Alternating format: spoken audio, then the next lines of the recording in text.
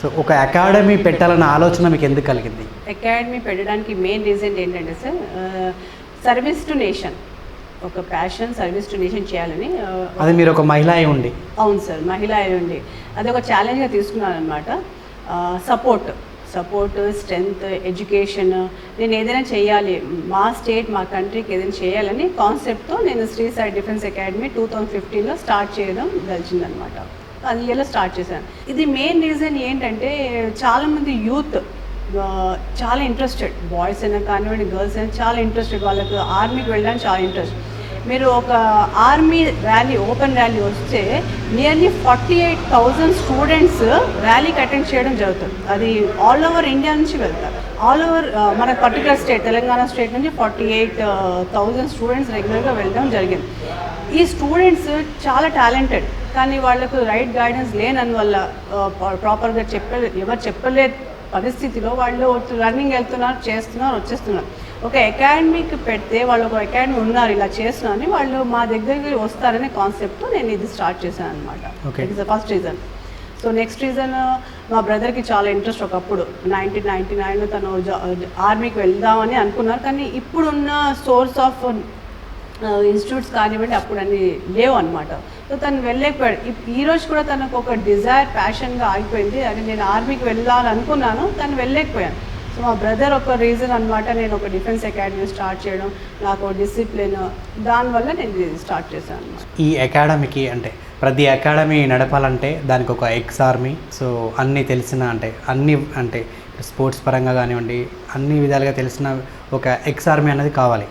So అలాంటి చాలామంది ఉన్నారు. అంటే ముఖ్యంగా మీరు సాయి కృష్ణారెడ్డి గారిని ఎంచుకోవడానికి ముఖ్య ఉద్దేశం ఏంటి? సాయి కృష్ణారెడ్డి సార్కి ఎంచుకోవడానికి ముఖ్య రీజన్ ఏంటంటే తను రిలేటెడ్ విత్ స్పోర్ట్స్ అనమాట. స్పోర్ట్స్ రిలేటెడ్ పర్సన్, ప్లస్ తను సైకాలజీ అనే ఒక సబ్జెక్ట్ చేశారు. సో ఒక స్టూడెంట్కి అండర్స్టాండ్ చేసుకోవాలంటే సైకాలజీ కూడా చాలా important. So students psychology understand చేసుకొని వాళ్ళకి ట్రైనప్ చేసి ఆ స్టూడెంట్స్ ఈజీగా మోల్డ్ అయ్యి కావాల్సిన రూట్, కావాల్సిన ట్రాక్లో వచ్చేస్తారు. సో వితిన్ 1 year మనకు ఒక స్టూడెంట్కి ప్లేస్మెంట్ చేయాలంటే వాళ్ళకి ఇచ్చే కోచ్ స్టూడెంట్ అండర్స్టాండ్ చేసుకోవాలి. సో అందుకని నేను సాయి కృష్ణారెడ్డి సార్కి ఎలెక్ట్ చేశాను అనమాట ఈ పర్టికులర్ నాతో జాయిన్ అవ్వడానికి. ప్లస్ నేను ఒక స్ట్రిక్ట్ పర్సన్, నేను ఒక స్ట్రిక్ట్ పర్సన్తో అసోసియేట్ అయిన నా రూల్స్ రెగ్యులేషన్ తను అడ్జస్ట్ అవ్వాలంటే తను కూడా నాలాగా టఫ్ ఉండాలి.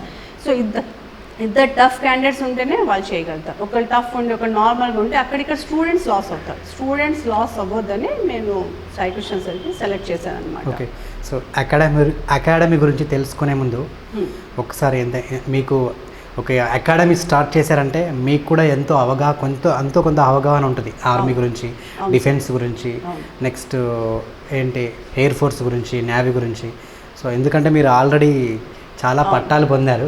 సో మీరు ఆల్రెడీ మంచి ఎడ్యుకేటెడ్, ఆల్రెడీ మీకు తెలిసే ఉంటుంది కాబట్టి. సో మొన్న జరిగిన ఘటన గురించి ఒక్కసారి మీరు విన్నప్పుడు ఒక భారతీయ మహిళగా మీరు ఎలా ఫీల్ అయ్యారు? ఆ సంఘటన గురించి తెలుసుకున్నప్పుడు చూసినప్పుడు కానివ్వండి. నేను చాలా మన ఇండియాకు బ్రేవ్ సోల్జర్స్ అని నేను ఒకటి క్లియర్గా చెప్పేస్తాను. ప్లస్ వాళ్ళకి ట్రైనప్ చేసే కోచెస్ కానివ్వండి, వాళ్ళు మన కోసము అన్నీ వదులుకొని అక్కడ చేసిన వాళ్ళకు నేను ఫస్ట్ హ్యాట్స్ ఆఫ్ చేస్తాను. ఆ తర్వాత వచ్చేసి ఒక ఇండియన్ ఉమెన్గా నేను ఫీల్ అయ్యేది ఏంటంటే మన సోల్జర్స్కి తక్కువ అంచనా వేశారు వాళ్ళు. ఇంకోటి అక్కడ ఎల్ఏసి దగ్గర ఒకటి పాయింట్ అక్కడ అగ్రిమెంట్లో ఏంటంటే we're not suppose to any వెపన్స్తో వాళ్ళు మ్యాన్ హ్యాండిల్ చేయరు. You have to go with face off. ఆ ఫేస్ ఆఫ్లో వీళ్ళు వెపన్స్ లేకుండా అక్కడ వార్ జరిగింది, అది మౌత్ వార్ జరిగింది. అక్కడ చాలా డిస్కషన్స్ కూడా జరిగాయి, చూశాను నేను వీడియోస్లో. కాకపోతే వీళ్ళంతా సెటిల్ చేసి we're going to compromise, we're not going to do anything further అని చెప్పి వాళ్ళకి వచ్చి ఆక్యుపై చేసుకోమని చెప్పారు.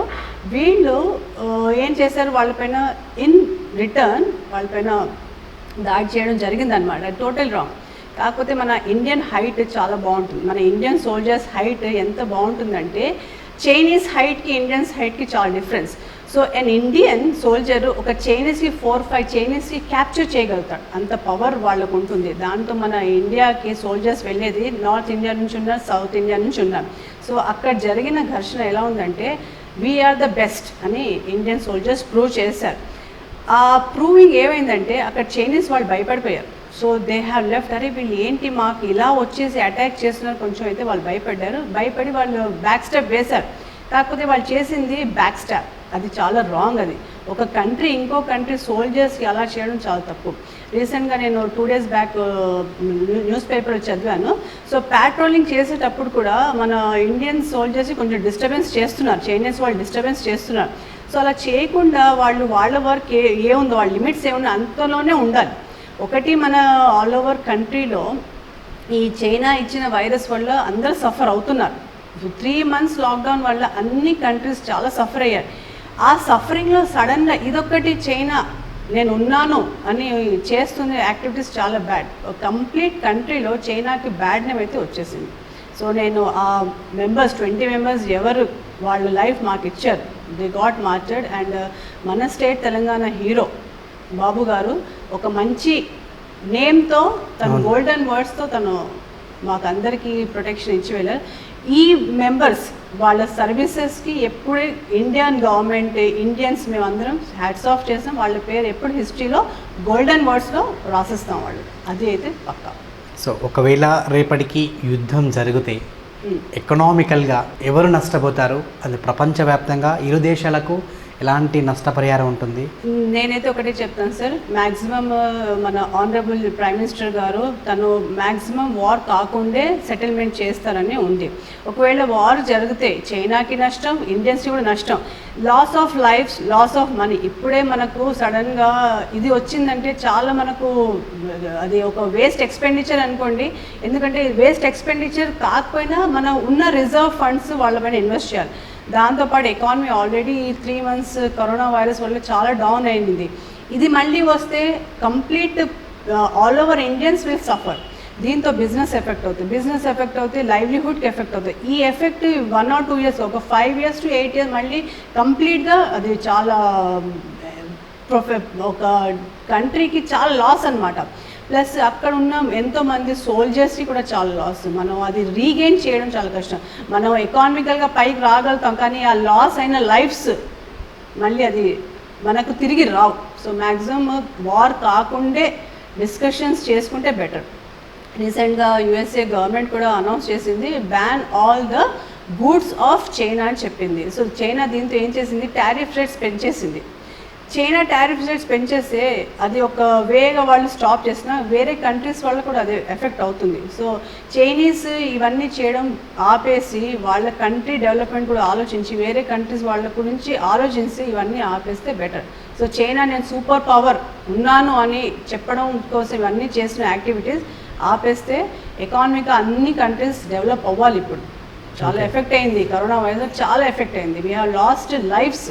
Not only India but other countries also lost their lives and economy also have come down. And ఇంకొకటి అంటే ఒకవేళ యుద్ధం జరగకపోయినా కూడా శాంతియుతంగా మాట్లాడుకొని అది మనం ఏం చేసినా కూడా రేపటికి ఎక్స్పోర్టింగ్ అండ్ ఇంపోర్టింగ్ ఇప్పుడు ఏదైతే మనకు చైనా నుంచి ఏదైతే ఇప్పుడు రా మెటీరియల్ అంటే డ్రగ్స్కి సంబంధించిన రా మెటీరియల్ కూడా మనకు చైనా నుంచే వస్తుంది. ఈవెన్ ప్లాస్టిక్ అంటే ఎక్కువ శాతం మనం ఏదైతే ఇక్కడ వాడుతున్నామో ఇండియాలో, సో రా మెటీరియల్ అంతా మనకు చైనా నుంచే వస్తుంది. ఇక్కడ నుంచి నార్మల్గా మనం చైనాకి పోయే ఏంటిది ఇనుము, స్టీల్ ఒకటి, గ్రానైట్, సో ఇవి మనకు మన నుంచి చైనాకి వెళ్తున్నాయి, ఎక్స్పోర్ట్ అవుతున్నాయి. సో ఎక్కువ మనకు చైనా నుంచి ఎక్స్పోర్ట్ అయ్యేది మనకే ఎక్కువ శాతంగా, అంటే ప్లాస్టిక్ దగ్గర నుంచి ప్రతిదీ సర్జికల్గా కూడా కానివ్వండి, ఈవెన్ డ్రగ్స్ కూడా కానివ్వండి. సో ఇవన్నీ ఈ ఉత్పత్తులన్నీ ఆపేస్తే రేపటికి అంటే ఎకనామికల్గా మనం వెనుకబడిపోయే ఛాన్స్ ఏమైనా ఉందా? సో చైనాకి ఏమన్నా అంటే నష్టం ఏమైనా ఉంటుందా? చైనాకి నష్టం అయితే ఉంటుంది సార్, డెఫినెట్గా ఉంటుంది. ఎందుకంటే India is neighbouring country to China. So neighbouring countries వాళ్ళు మంచి రిలేషన్ పెట్టుకుంటే వాళ్ళకి బిజినెస్ ఉంటుంది. చైనా ప్రోడక్ట్స్ ఇండియాని కాదు ఆల్ ఓవర్ వరల్డ్కి వెళ్తున్నాయి. సో ఆల్ ఓవర్ వరల్డ్కి వెళ్తున్నాయి అంటే కొంచెం మ్యాక్సిమం బెస్ట్ ప్రైస్కి వెళ్తున్నాయి. ఇప్పుడు సడన్గా అందరితో వార్ పెట్టుకుంటే అందరు కంట్రీస్తో వాళ్ళు గొడవ చేసుకుంటే కంట్రీస్ డెఫినెట్గా వాళ్ళకు ఇంపోర్ట్స్ ఆపేస్తారు, వాళ్ళ ఎక్స్పోర్ట్స్ కూడా వాళ్ళు ఆపేస్తారు. మనకు ఎందుకు అలాంటి కంట్రీతో రిలేషన్ ఎందుకు? కొంచెం ప్రైస్ ఎక్కువైనా కానివ్వండి వేరే కంట్రీని తీసుకుంటారు, కానీ ఇలాంటి నెగిటివ్ ఒపీనియన్ ఉన్న కంట్రీస్తో కొంచెం బిజినెస్ మాత్రం చేయడం అయితే బెటర్ కాదు. ఇంకోటి ప్రజెంట్గా ఇండియన్స్ చాలా యాంటీగా అయిపోయారు. టిక్టాక్ క్లోజ్ చేయమంటున్నారు and ban all Chinese goods చెప్తున్నారు. డెఫినెట్గా వాళ్ళు చెప్తారు, ఎందుకంటే ఒక కంట్రీకి మాటికి డిస్టర్బ్స్ చేయడం అది ఎంతవరకు కరెక్ట్? నేబరింగ్ కంట్రీ ఉన్నా give respect, get respect, do business, develop your country, develop our country. అది మంచి రిలేషన్ ఉండాలి, అంతేకాని మాటికి ఏదో ఒకటి రకంగా వచ్చి గొడవ చేసుకోవడం అది కరెక్ట్ కాదు. చైనా నాట్ ఓన్లీ ఇండియాకి చేస్తుంది, వేరే ఐలాండ్ కంట్రీస్ కూడా డిస్టర్బ్ చేస్తున్నారు. So every country is now angry with the performance of China.